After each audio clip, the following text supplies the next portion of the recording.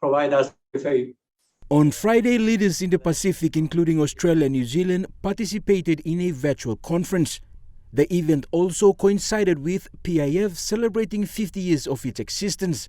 Addressing the conference, the U.S. President assured its financing to assist developing nations during the pandemic.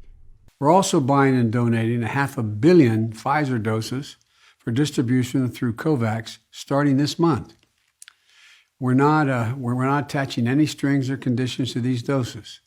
This is about saving lives. Prime Minister James Marape spoke of the need for a united voice.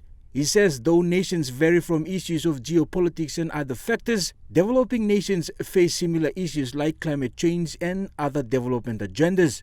PM Marape says a united voice will be effective. The importance of unity, as I conclude, our space, the biggest airspace in planet Earth is the Pacific space. The biggest ocean space in the planet Earth is the Pacific Oceans.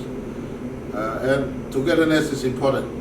I speak to Polynesia, I speak to Micronesia, I speak to Melanesia. Melanesia being adjacent to Asia, and part of the Melanesian space and crosses into Asia.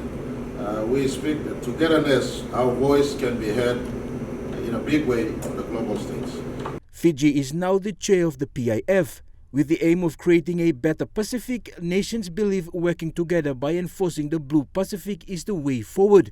With a message to developed nations on global warming, US has announced its effort to address death by 2030 and also increase funding to assist island nations. The United States is committed to dramatically reducing our emissions by 2030 and building resilience into vulnerable communities globally. We're doubling our annual contribution to climate finance for developing nations and tripling our finance for climate adaptation. The United States is a proud Pacific power and will continue to be an active, engaged partner in the region and a friend to all your countries.